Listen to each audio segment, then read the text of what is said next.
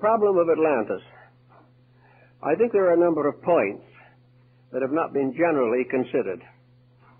We think of Atlantis as an island, probably somewhere in the Atlantic, and probably about in the location of the present Azores Islands. But actually, Atlantis was a diffusion. If you buy a map now of the world as it is today, we can say that that is the modern distribution. But to have a map of Atlantis as it was in the time of its glory, you would have to have a map of the entire planet, because it was a distribution. Continents rose and fell, islands came up and went down, great land shifts occurred, and the Atlantic distribution of land was far more important and far more far-reaching than the mere problem of an island somewhere in the ocean. So we have to think of Atlantis in relationship to a complete pattern of the planet. As Plato clearly points out, the island of Poseidonis, which we now think of as Atlantis, was the last fragment of a great empire. It was the last surviving part, and is supposed to have disappeared under the ocean about 12,000 years before the Trojan War, which would make it about 15,000 years ago. Now, in connection with the problem of Atlantis, I think the next thing we have to study is the name. Plato refers to the mysterious empire as Atlantis. He probably received this name, or secured it, from Solon, who in turn had received it from the priests of the Egyptian temple at Sais. Now, the word Atlantis, or its root, is not Egyptian, and it is not Greek. No one seems to be able to trace the origin of the name. It appears on two very important phases of ancient mythology, Atlantis and Atlas. And the root is ATL, Atal. Now, if we look to find a language in which that word or that root is permissible or was used, we find we have to come to the Western Hemisphere, because Atal was one of the month names of the Mayas. It also has more than just a name significance. Its glyph, or its symbol, is a deluge. This seems then to give us the real basis of our word, that we are dealing with a term that represents a world experience, that various countries were involved in it, that the circumstances were known around the entire planet, and that the name that has survived to us today is probably based upon the records on the Western Hemisphere. Now, if we take the general term to represent this mysterious region, we then can find from the Codex Troano, which is in the museum in Madrid, one of the surviving documents of the Mayas, that this particular deluge is marked in the glyphs of the people. The story is told in pictures, but among these pictures there is one in which the sky dragon, or the sky serpent, is pouring water from its mouth, and below this the god of death is dancing on the earth. Now, this was a long time ago, long before the coming of the Spaniards, but the records even go much further than that. According to the Chinese, the previous existence before our present coming to this earth was destroyed. The previous world was destroyed by water, a tremendous deluge. And in the I Ching, the 8 trigrams, basic trigrams, correspond to Noah and his wife, their 3 sons and their 3 wives, were the 8 who were saved. And this is exactly what the Chinese tell us. So the story goes around here and there and everywhere. It's a very interesting story, but what does it really mean? Is it merely an archaeological curiosity, or does it have some dynamic value for us today? I would like to think of Atlantis much as Lord Bacon did in his book, The New Atlantis, in which he says in very simple terms, the New Atlantis, which is America. Bacon was quite convinced that on the Western Hemisphere a great empire would arise, an empire that would surpass the glory of the Atlantean story, and that this new world would not be destroyed. It would not turn against the gods. It would not misuse the energies of nature, and as a result would become a new world, a restoration of the Golden Age. Now, when we study this Atlantean problem a little more carefully, we realize there have been a number of speculations on this.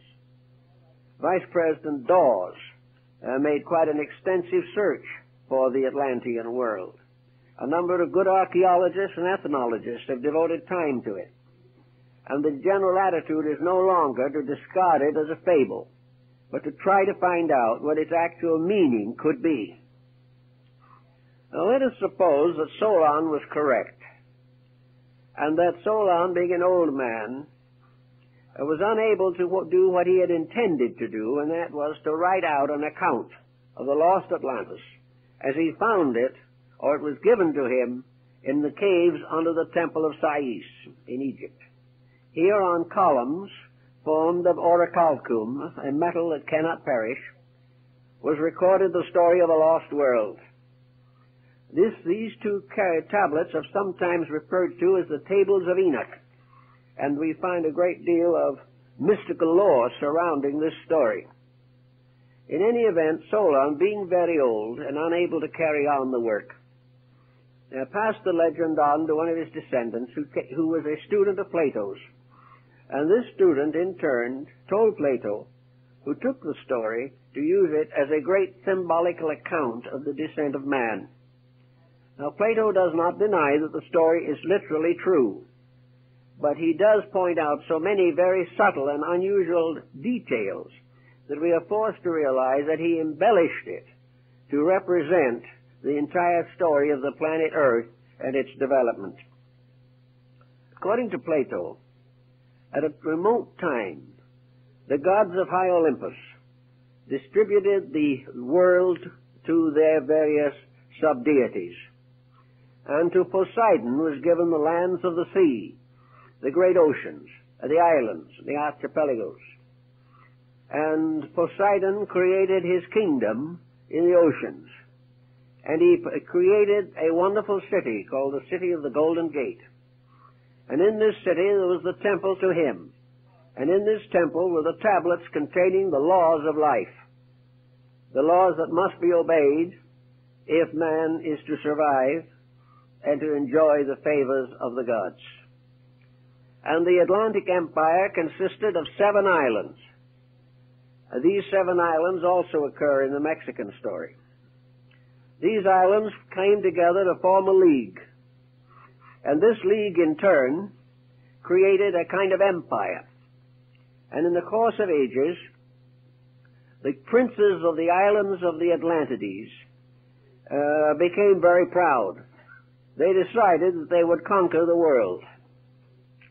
So in order to achieve this great end, they decided to send expeditions of conquest over all the other parts of the then Atlantean distribution. Now, this distribution at that time consisted, much as it does today, of countries of various degrees of development. It was not an uninhabited world. The Atlanteans were not the only people. But these other people were comparatively primitive.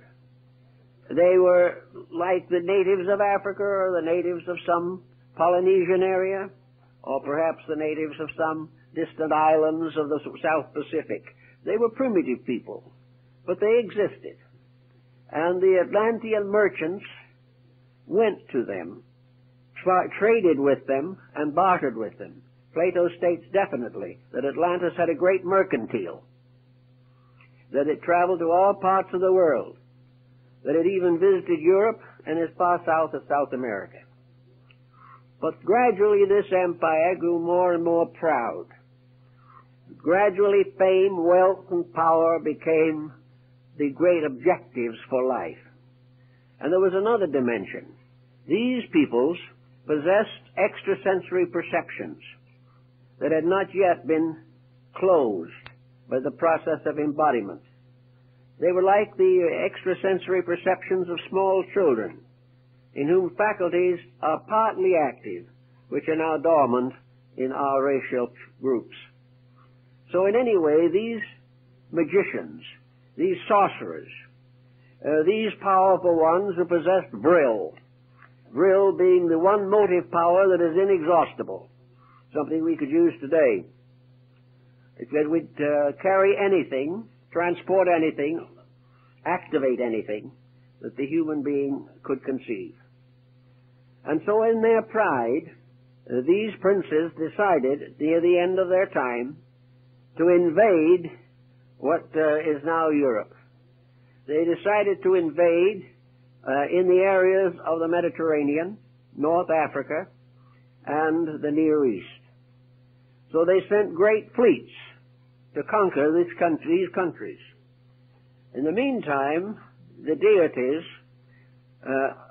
particularly Poseidon, realizing what was occurring, gave warnings and sent prophets and told these people they were destroying themselves, but they were proud and they gave no mind or no thought to consequence. And finally they rebelled against the gods, and the gods reacted accordingly. In a single night, the great center of Atlantean culture, the island of Poseidonis, the last surviving fragment of an ancient order of life, disappeared under the ocean, and according to the Maya calendar, carried with it to death 60 million human beings. This was the end of a great cycle of misuses and abuses in which those powers, forces, and principles which had been intended to be of common good to all mankind were perverted and in one way or another turned against the will of heaven, and in consequence they were destroyed. Now this also causes us to have another little interlude here, which I think we should give a thought to.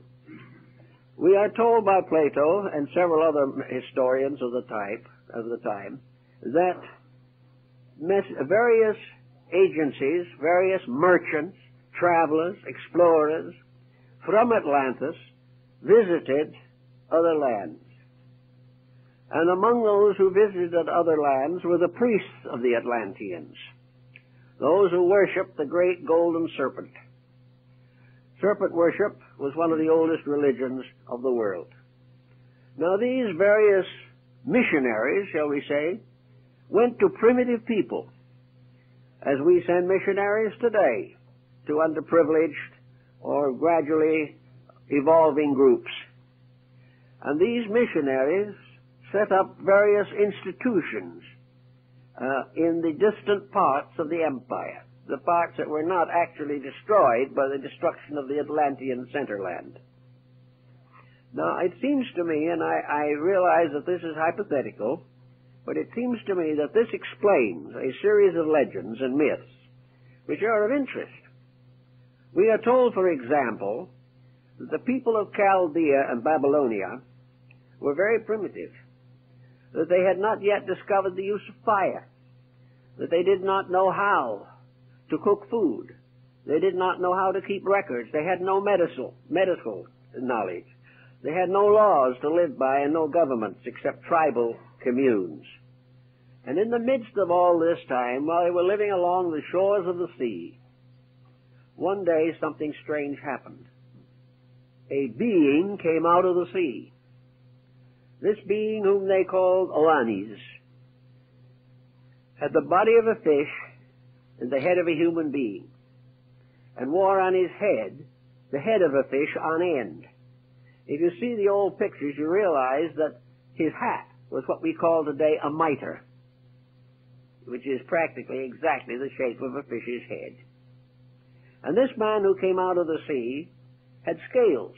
Now, scales could very well represent armor. He carried symbols with him. And he was a good man. And he came to these people, and he taught them.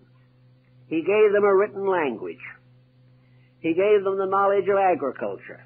He taught them astronomy and the mystery of the stars.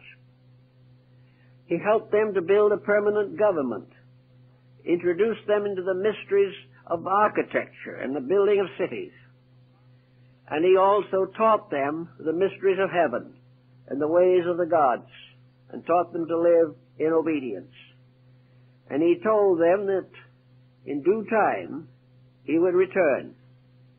And then he went back to the sea, promising to come back one of these days, sometime in the future. And he walked out into the sea and disappeared.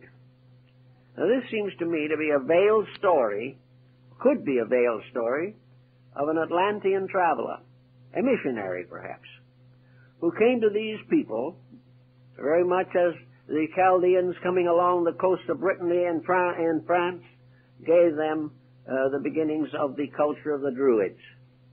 This one who came out of the sea, dressed in armor, probably came on a ship, which came over the horizon and was regarded as evidence that he came out of the sea. The most important thing, I think, in the legend is that he promised to return. So they waited. And they kept his laws and they kept his rules for years, but he never came back. Now on the opposite side of the world, something else was happening. The people of Central America were living in a very primitive state. Some of them were cannibals. They had no homes except rude huts. They had no instruments except cut from stone. They did not know how to cook their food. They had no written language and no way of recording their history, no knowledge of any of these things. And while they lived in this primitive condition, a strange thing happened. An old man came to them, riding on the back of serpents.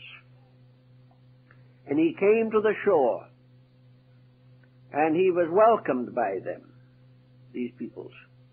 And his name is preserved in the three great languages of the central culture of the period and time and place. To the Aztecs, he was Kukulkan. To the ones who lived around Palenque, he was Wotan. And to the Mayas, he was Quetzalcoatl, the feathered serpent. And this man came from the sea with a bonnet of wonderful plumes, almost like wings. And on his breast he carried a cross. He came to them, and they received him with regard and esteem. And he taught them all the things that Oannes had taught the Chaldeans. He helped them to establish a permanent way of life. He gave them the beginnings of a written language, the only written language in the Western Hemisphere. He gave them good government. And then he said, now I go away. But keep the rules that I've given you. And in due time, I will return and claim the empire. But in the meantime, obey the principles I have taught. And these principles were of very high quality morally and ethically. Then this being went to the shores of the sea. And as he stood there, he said to the people that had assembled that a very bad power was coming to them.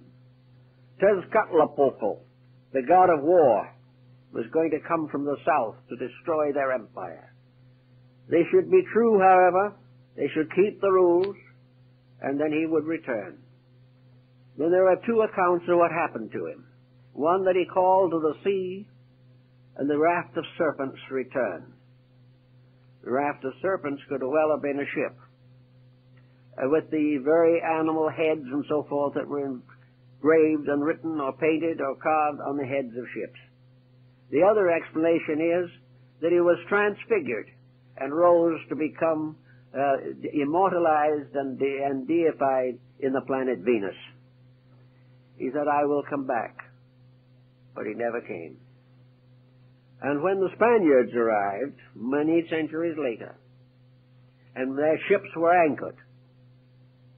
The Aztec Emperor Montezuma took the plumes on the crowns, took all the symbols of regality, and sent them by ambassador to Cortes, saying that he was Quetzalcoatl returned, and that therefore he was returning the kingdom which his people had kept trustworthy for ages. These stories are interesting. There's nothing you can do but remember these strange stories. The same story exists in China. In China, the world's reformation, the restoration of humanity, was the result of a mysterious being who came out of a fish's mouth and, rising out of the sea, taught them the secrets of life. In India, Vishnu, in his first incarnation, is born from the fish's mouth. Everywhere the sea was the source of instruction. Something came from the sea. We can't dogmatize what it is, but it is interesting that at a remote period, certainly 8,000 or 10,000 years ago, if not more, doctrines and concepts and beliefs reached all parts of the world and are still reserved and preserved in all the mythologies, legends, and allegories of ancient peoples, and were recognized as the ultimate source of civilization. Now, if these were missionaries, travelers, philanthropists from the Atlantean Empire, they might have wished to come back. They might have said that they would, or that others would follow. And then came the deluge. The center of the great wheel was destroyed. No one could come back. Little by little, these peoples in different areas modified their beliefs. Interracial minglings brought about complications of stories concerning the descent of knowledge. Here in the southwest of the United States, they have the legends that originally humanity lived under the earth, and a deluge came under the earth, and this deluge threatened the life of everything that lived. So humanity crawled up or climbed up to this upper world upon cornstalks and began to populate the earth, and the point where they came out of the earth is still sacred to the Navajo and the Hopi. Years ago, I had the privilege of bringing to California temporarily as my guest one of the last of the great sand painters of the Navajo, Hosteen Claw. A few weeks ago, when I was in Sedona, in Arizona, I mentioned Claw, and everyone knew who he was. One of the greatest men of his time, an Indian, and a remarkable person. At that time, when he was up there, we had just published our large book, and I wanted him to see it. He spoke no English. He had no idea what the book was about. So I turned to the plate of the table of Hermes, just in passing along through the book. You'll find it if you have it. And the old Indian stopped right there. It was Chaldean.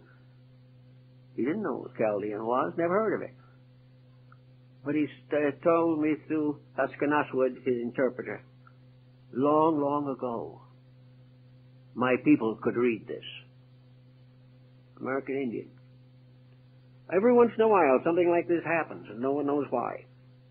But it all adds up to something that is very unusual and very interesting.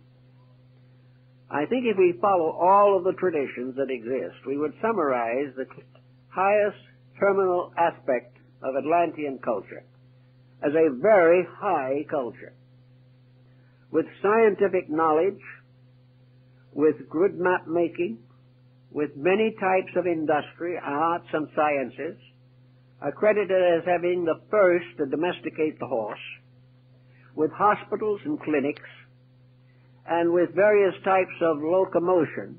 And according to the old stories, the Atlanteans had the secret of flying through the air.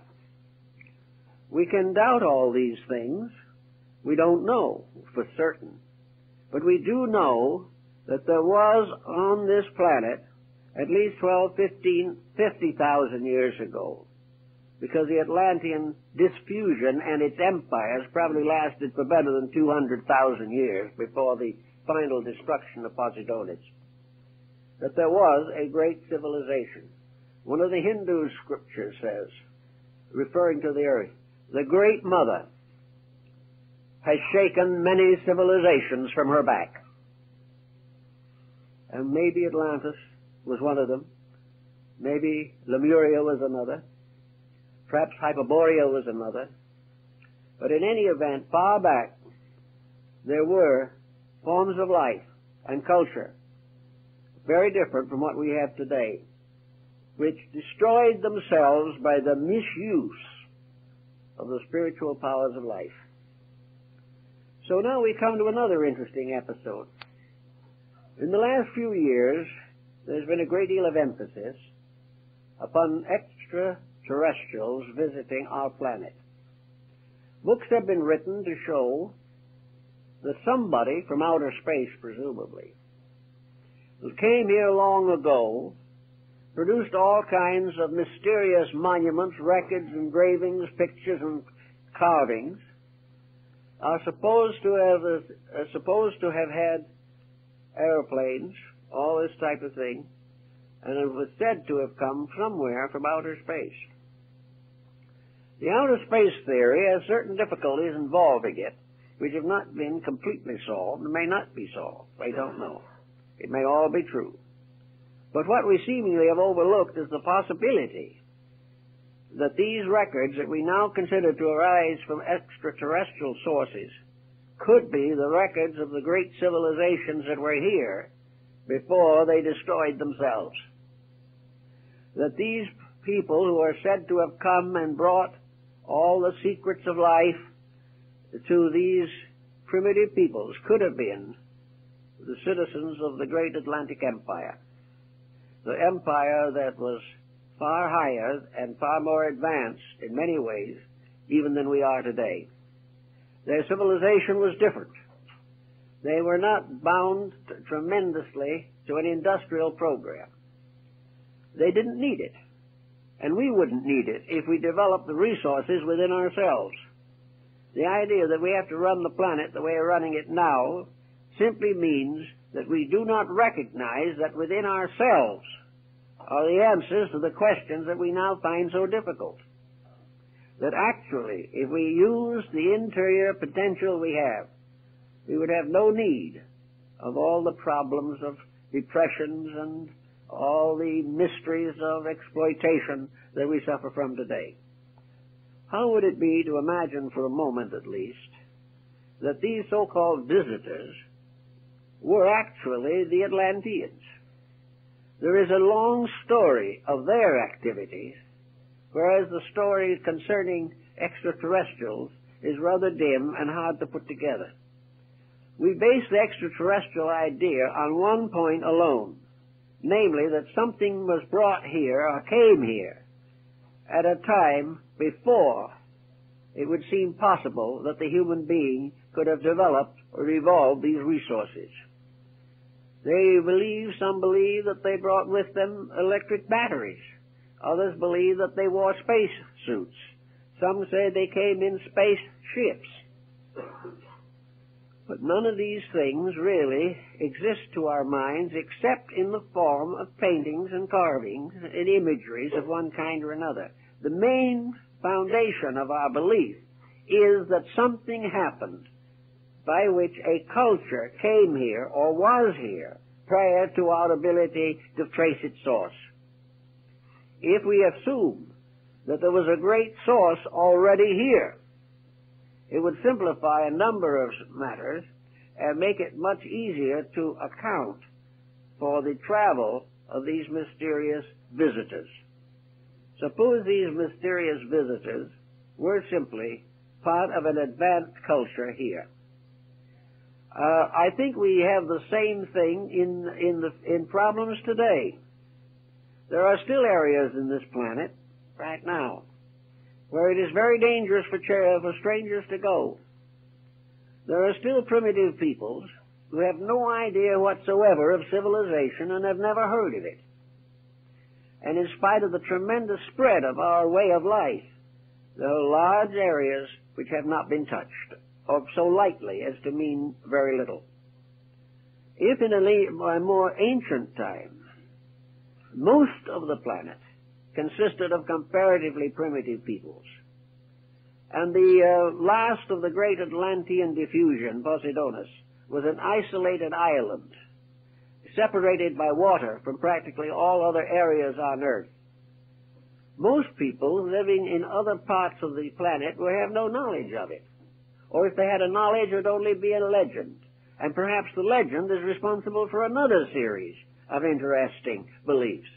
The World Mountain, Olympus, Asgard of the Nordic peoples, the whole series of the demigods who walked with men, the individuals who had apparently supreme power. Montezuma bowed down to them, and they were Spaniards in armor, and Montezuma believed from reports that these men were centaurs, half man and half horse, and was not able to understand that these men were riding horses, which the Indians knew nothing about.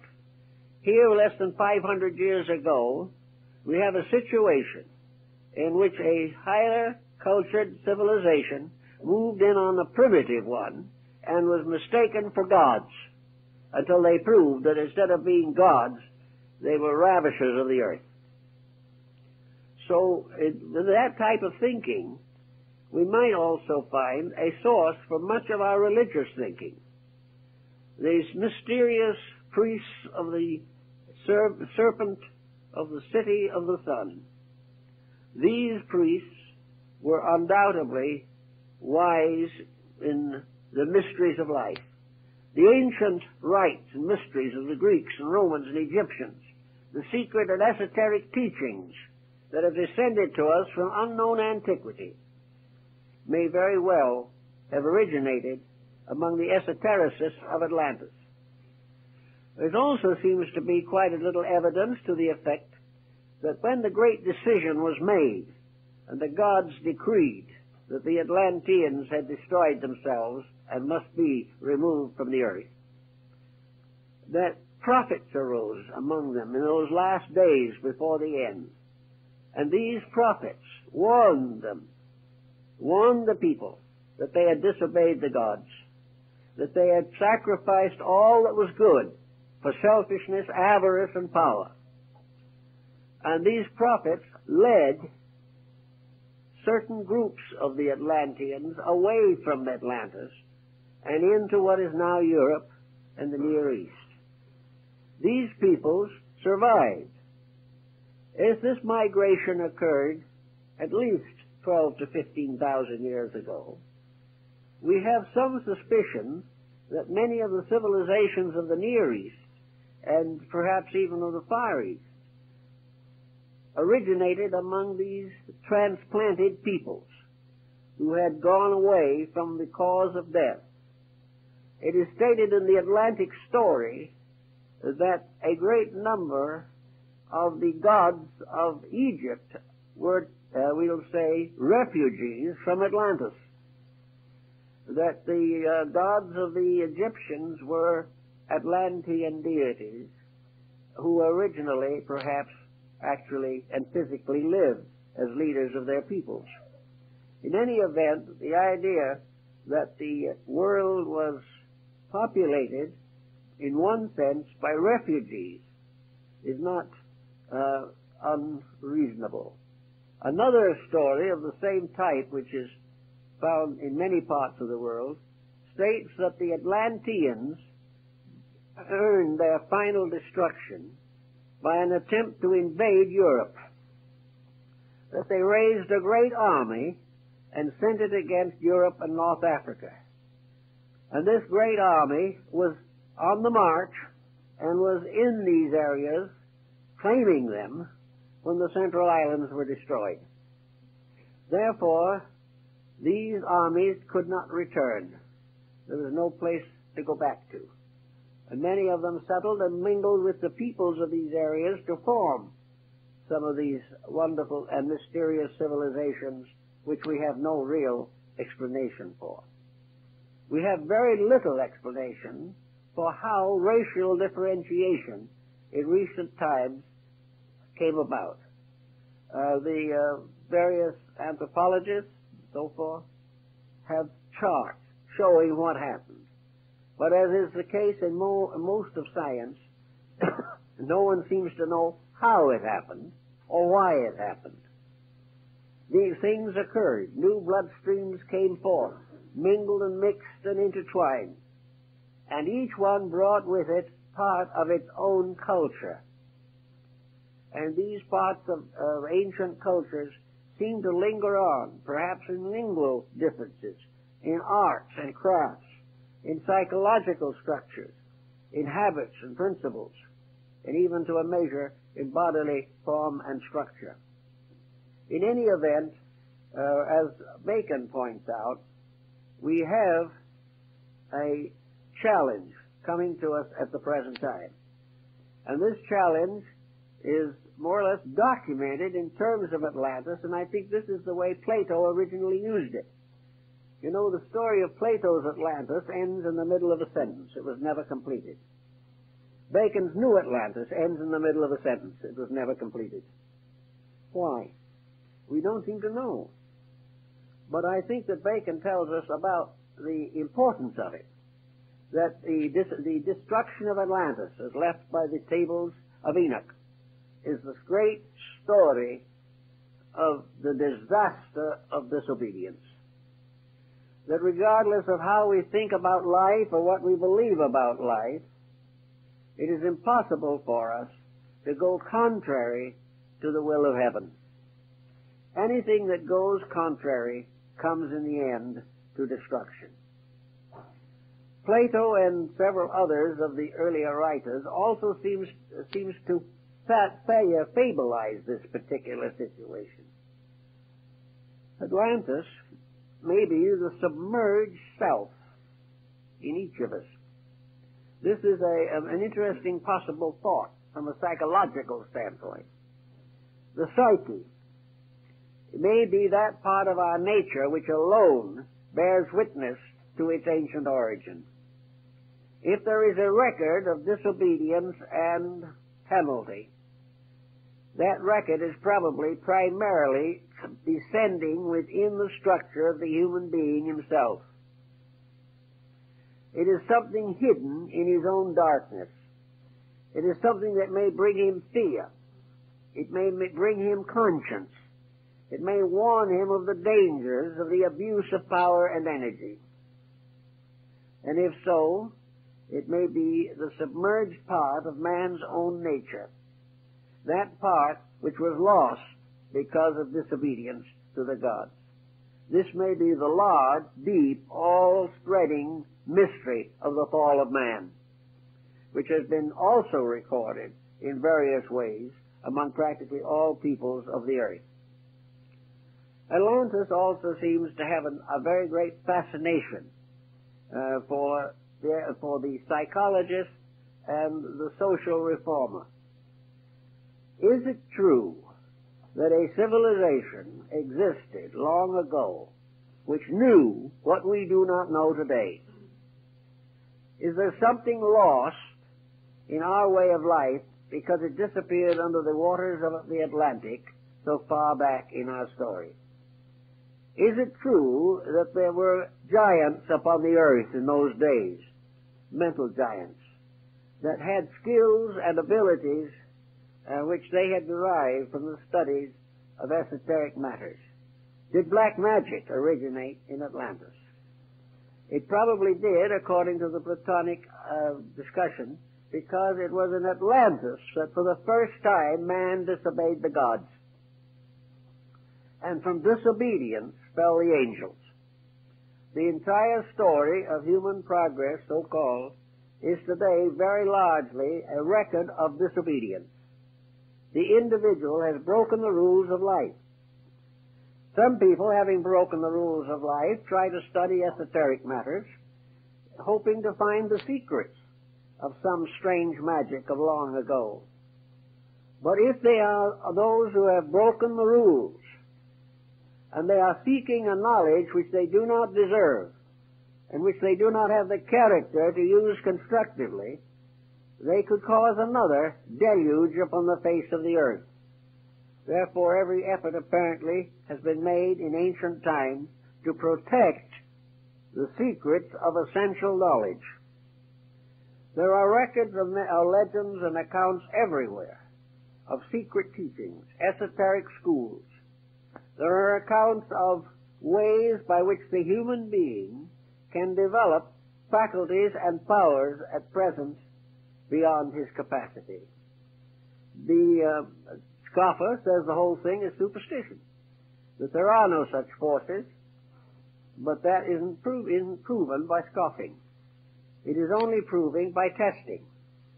I remember years ago, when I was in India, I met an old gentleman whom I make the hero of a book called The Guru. This old gentleman was a guru. I was never a disciple of his or anything of that kind, but I did know him. And we talked about many things relating to the yoga, Vedanta, Tantra of India. These secret arts which are said to have been given to the world by the gods in ancient times. And in talking about it, you see this old gentleman was sitting there very quietly on a little white square like a sheet in his room in a little stucco house in Calcutta. He was sitting there with about 11 feet of his own hair. So I said to him, I'm going back to the States, and as one of the holy men of India, have you a message you would like to have carried to the American people? And the old gentleman, sitting in the midst of his hair, where it joined his head, it was pure white, at the outer ends it was black, looked me straight in the eye and said, yes, there is. Tell the American people to be practical. That sounds like a very strange thing to say under the conditions. Because if there was anything that ever looked impractical, it was what he was doing.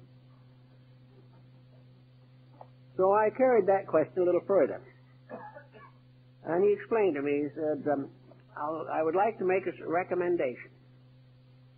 He says, send over to us 5 or 10 of your best equipped scientists, the ones who have the greatest knowledge that your academies and schools, universities, and institutions can produce.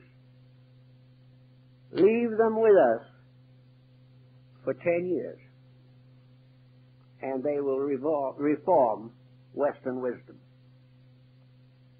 We have built it all on the outside, when in fact we have failed in the greatest mystery of all, the realization that within ourselves are the secrets we are searching for everywhere else.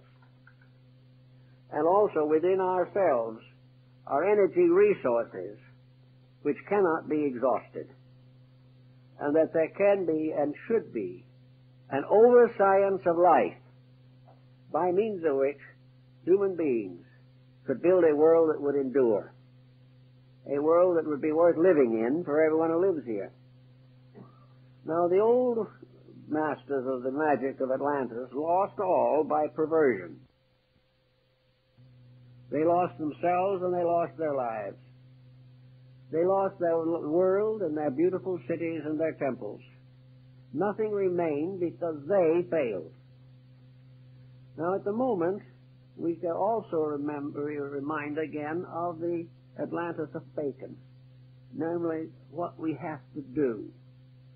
He said, Bacon in the New Atlantis said that we might say the motto of the great Atlantean experiment was that man should learn to know all that is possible for man to know, and should that nothing remain because they failed. Now, at the moment, we shall also remind again of the Atlantis of Bacon, namely what we have to do. He said, Bacon in the New Atlantis said that we might say the motto of the great Atlantean experiment was that man should learn to know all that is possible for man to know, and should dedicate all he knows to the unselfish good of all that lives. Now, it's a pretty big order, and we're not working that way too well at the moment. But the principles still remain true. That when the individual works for himself, his empires fall. When he works for the common good, he builds that in which is the spirit of everlastingness. Now, among the mysteries that have been involved in the Atlantean story are the pyramids. And the pyramids are very interesting things. We know that they are in Egypt. We know that they're in Central America, but recently, a year or two ago, I saw a photograph, aerial photograph, of pyramids in the heart of China, which are not generally known, but they've been recognized. These pyramids, like the mounds of antiquity, seemingly have a meaning. And what that meaning is appears to be also rather uncertain. According to the conservative Egyptologists, and Mayaologists for that matter, the pyramids were simply magnificent monuments to the memories of dead pharaohs, kings, or emperors, or, if you want to be a little more idealistic, perhaps the testimonies to God and wisdom. But the pyramids are very strange things. Their distribution upon the surface of the earth is most extraordinary. Work is now being done, and I hope it will be carried on to a successful conclusion, to study and chart the locations of pyramids in relation to the magnetic fields of the planet. We know that the planet is a kind of crystal, that it has areas of fission, that it has magnetic fields, and that these magnetic fields are very important to the survival of life and to the distribution of energies. These magnetic fields may sometimes be the substitute for every method of locomotion or all forms of fuel in the world today. I went to the Pyramid of Giza, and I went through all the interior chambers of it. And there are some things about it that are very, very strange. Why should a tomb be ventilated? There are two great passageways leading from the king's chamber to the outside wall of the pyramid. They are like ventilators, not large enough for a person to go through, but large enough to permit a current of air.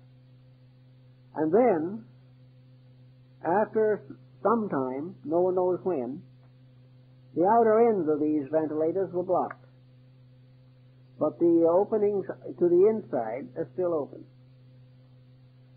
The Great Pyramid King's Chamber has in the ceiling the largest stone, I guess, in the entire structure. It weighs many, many tons. The sarcophagus, so-called, has been largely nicked away by tourists, but it is a lighter stone box, much in the shape of a casket, but too small for a human body. The way the Egyptians mummified their dead and put one mummy case and sarcophagus over another before final interring in the stone vault could not have been done in this case at all. It's been utterly impossible. Also, another interesting thing happened. Way back in the days of the glory of Baghdad, the great Sultan of the follower and descendant of the great Al-Rashid of the Arabian Nights, Sultan Al-Rashid bin Mamun, decided to open the Great Pyramid.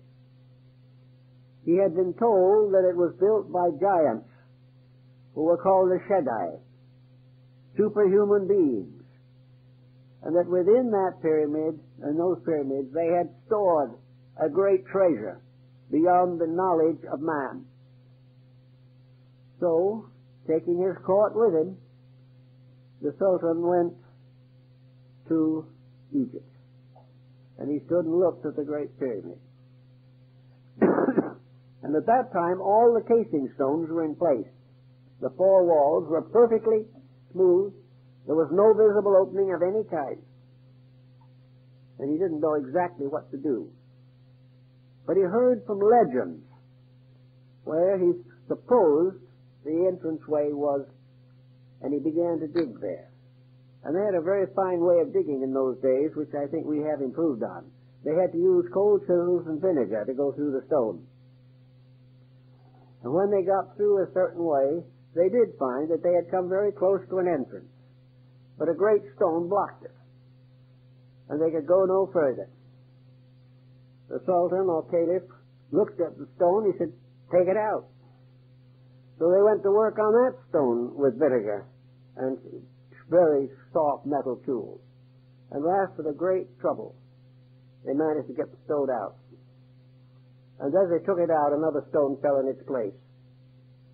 And they had to go through stone after stone before they could get into the building.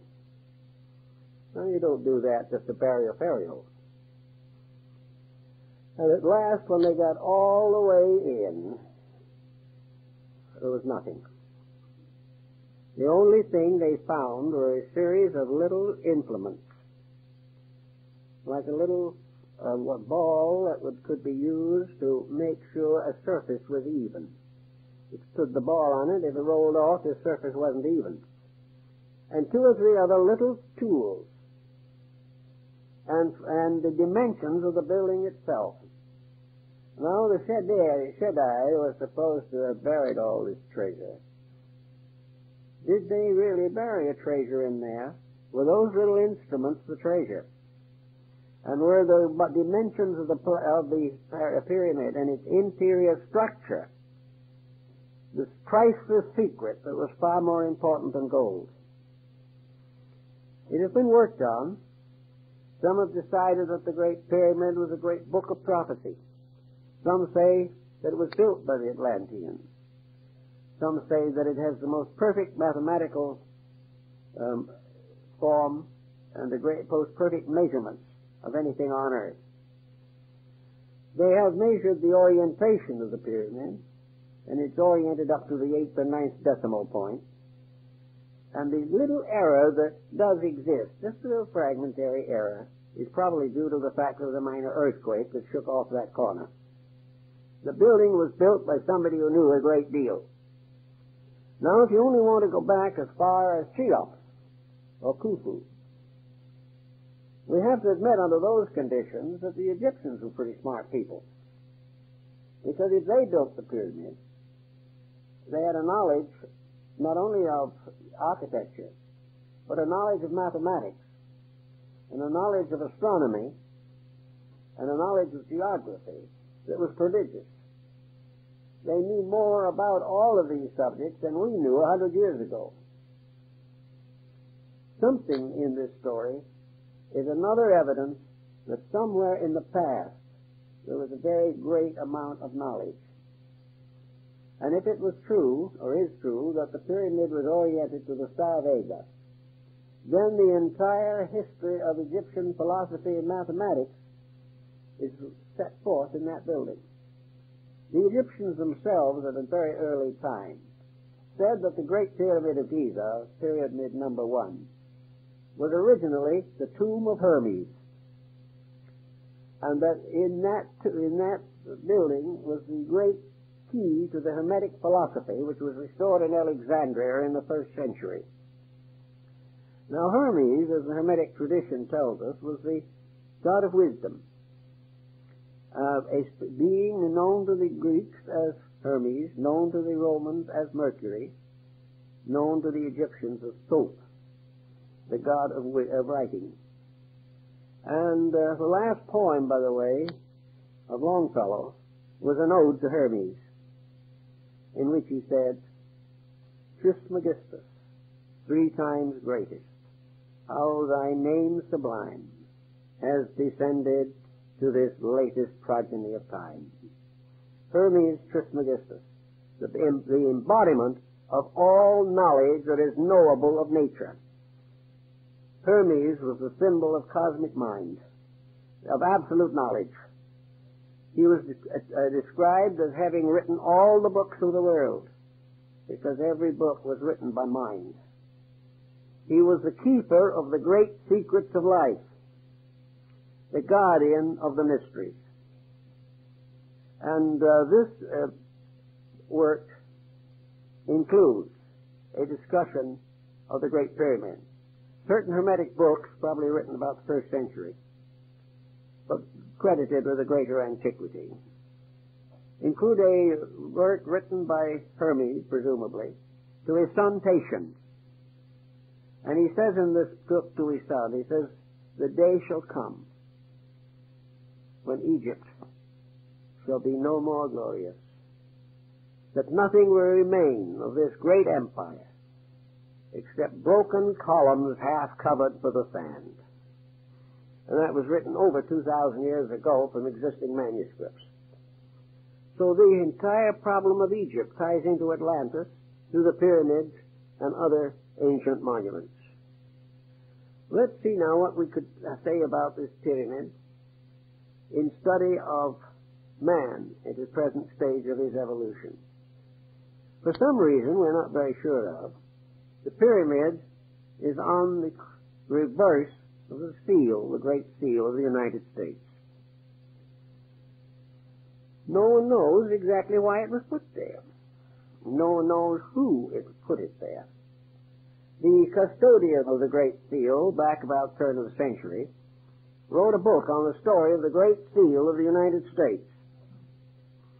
And he said the reverse of the seal, the front of course is the eagle, the reverse of the seal has never been cut, for the reason that it is nothing but the dull symbol of an esoteric society. Well, that esoteric society, of course, numbered among its followers Washington, Franklin, probably Jefferson. But in any event, the seal was not cut. Now, the soldiers of the Revolutionary War were paid their wages in what we would term feudatory notes. They were simply local printing paper with practically no value. Nearly everyone who financed the revolution went broke. But these little notes that were passed around, one of them has that pyramid on it before it was on the seal of the United States. And later it was moved onto the state paper. Now, when was the Great Seal cut? It has been cut. It was cut during the presidency of Franklin D. Roosevelt, and has since been found on the reverse of our dollar bill. This seal is apparently the symbol of a monument which, according to the Bible, was set up in Egypt to bear testimony. It was quite possible, and people are beginning to work more and more on it, that the study of the pyramid is very, very important to the solution of our relationship to the ancient world. We like to think in our own way that we are just here to do as we please, that we can make the mistakes we like best, that there is no definite providence to guide us, that our ancestors are all dead, and that nothing was deader than the Roman Empire. But we are not at all sure of some of these attitudes. And as our own problems increase, as they are increasing today, it becomes very obvious that we are not able to handle our own destinies at this time. We do not know where we are going. We have no idea of how we're going to get there. And about the only thing we can do at the present time is try to figure out how we can have more guns or bombs than somebody else as the basis of survival. Now, this doesn't really make very good sense. It is not the answer. There is a grand plan of life, a grand purpose. It has existed among every people, and every nation has finally turned away from it and disappeared. The ruins of the past are a constant record of the individual's inhumanity to man and his failure to keep the principles of his own survival. The science of survival, then, suggests that there must be a plan, and that that plan must be available to man if he wants it, or is willing to do that which is necessary to have it. If he is not, he will not get it. Now, there's an interesting story we don't hear much about also. Hermes, among the books which he is attributed as having written, was one which is called the Black Book. Now, the Black Book is another legend. Very difficult to find much out about it, but one thing we know is that in England, the Order of the Garter was formed not because of an accident to a lady's garter, but because the original meaning of the word, as it appears and was gradually, we might say, colloquialized, it was the Order of the Garter, the protector. And if you have visited the Chapel of the Garter at Windsor, you will see the thrones of those who were the members of the order. And according to the ancient order, as recorded by its first great historian, Sir Elias Ashmole, back in the 17th century, the original laws and rules for the order were taken from the Black Book of Hermes on the deportment of kings. And the entire structure is so constituted and the thrones are so arranged that it represents really a heavenly temple in which all the gods of antiquity were seated. It is also a very appropriate symbol of the first great League of Nations, that it was a symbol of the union of the rulers of the world for the maintenance of peace. The Knights of the Garter were all rulers. And I remember when I looked at it, there up on the flag or banner of the chairs was the flag of the Emperor of Japan. The Order of the Garter was an international order of leadership. And the Knights of the Garter, in their rights, drew their swords, overlapped them, and formed together a circle of blades resembling a great star. The Knights of the Garter were sworn to the protection of the weak, to the justice that is in the power of the ruler to bestow, and that all together, each in his own way and in his own faith, took his obligation to the God of his fathers to keep the peace. Then something happened. The Black Book disappeared. And the parts which had not been transcribed, which had to do with the rules of conduct down through time, have never been found. Again, something mysterious happened. But that it did exist, Ashmole assures us. The same type of thing comes with the Order of the Round Table. Another type is with the legends of Charlemagne. All of these things go way, way back. But they all lead to one concept, namely that there is an over-government of the world. That this over-government is the government of the gods from their Olympian thrones as personifications of the great forces of life by which the universe is maintained.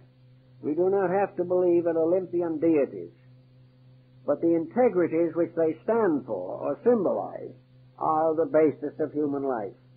And unless these integrities are maintained, nations will fall. And every nation up to the present time has passed through great vicissitudes because of its inability to keep the rules of life. In the Greek and Egyptian worlds, those who were dedicated to trying to live a better life were gradually accepted into the mysteries. And these mysteries were among the things that Solon participated in when he was initiated into the rites of Osiris and Isis. According to the legend, Solon was taken into the basement or cellars of the temple. He was taken way down under the earth by the side of the Nile. And in the very depths of the earth there was a subterranean lake. And it was all black and dark. And on the shore of the lake was a little boat with a blind oarsman. And in the center of the lake was a small island. And on this small island were the two pillars of Enoch. So Solon and the priest who guided him went out to the island, and the priest showed him these strange hieroglyphic writings on these columns. And it described how various destructions had afflicted the world. And it said that the Atlantean Empire was destroyed by water. But if the solution wasn't found, if the world did not become aware from the ancient evidence and from daily living that there was no way of breaking the rules of living and surviving, then another great civilization might rise. And if this one rose, and it was necessary to punish it, it would be punished by forces moving in the air. Solon took this back.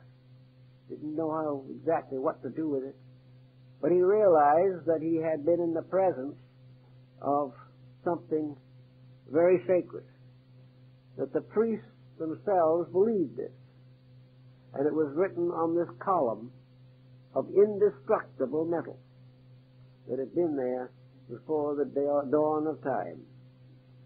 Incidentally, there is a column in India that is much the same. It's at Delhi. It just looks like a pillar rising out of the ground, maybe 9 or 10 feet, maybe 8 or 9 inches in diameter, with a kind of a colophon on the top, and inscriptions in language that no one can read. No one has ever been able to read. It looks like iron. But during the Sepoy Rebellion, that column was hit by a number of solid shot, cannonballs. The cannonballs were broken into fragments, and there was not even a dent on the column. It is believed that this column also goes to the story of the orichalcum, of which the walls of Atlantis were built. Everywhere you trace around, you find interesting things to remind us of something. And I think what it's trying to tell us is that we are one step in a great project, a project that leads from the primitive to the ultimately enlightened. That all along the way, just as human beings are young, grow old, and pass out of embodiment, generation after generation passes, so nations after nations come and go. The great thread of life is never broken, but there can never be an enduring culture until it keeps the rules. And these are the same rules that Plato tells us about, that Solon found, namely that we are surrounded by a tremendous field of energy. We are surrounded by the potentials we have no knowledge of. Space is full of the energies and life that we are trying to now find by artificial means. The human body is an incredible instrument, and its value has been largely destroyed by the fact that the owner of the body is unwilling to treat it properly. So nation after nation rises and goes down because it does not keep the rules. And this will continue until man, in one way or another, becomes aware of these rules. Now, the speculation about the Atlantic story, to my mind, should not be where was it and what was it, primarily. The main question is to find out what the story means and what it means to us today, to make this idea practical. We learn from this story, for instance, that a great civilization can perish. We learn that great empires can fall. But what we haven't learned really is that these disasters are caused largely by the corruptions of the human being. That man himself is his own destroyer, and that he will be his own destroyer as long as he follows the ambitions of world domination, as long as he lives to conquer peoples, as long as he lives to accumulate an unreasonable wealth, where he is willing to compromise integrity for fame, where he is willing to live only for today and let tomorrow take care of itself. He should look back and see how the tomorrow of Atlantis took care of itself. The individual himself sickens and dies from his own corruptions. Nations do the same thing. But in every nation that perishes, something survives. And one of the things that survives is a knowledge which can be reorganized, reintegrated, and reformed. We have gained from the past many skills and many wonders, but these are not enough unless we ensoul them. We can gain any skill we want. As today we are working with computers.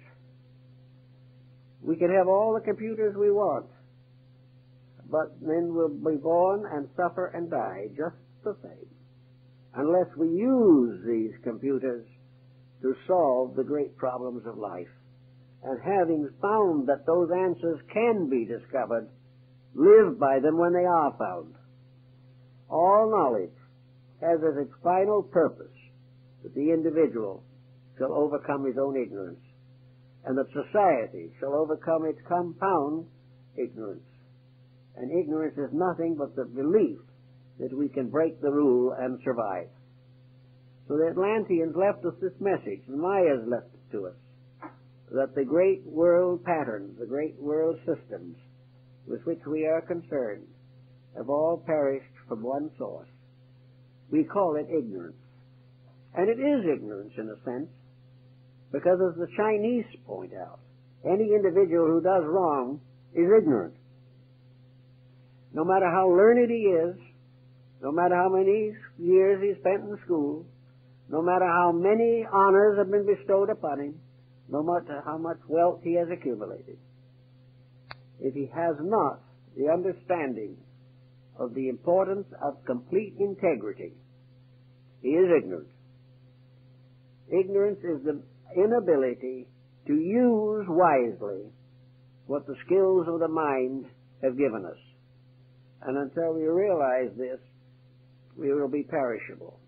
And just like the Atlantis of old, we shall be teetering on the edge of oblivion unless we ourselves make the necessary changes in our concepts and our conducts.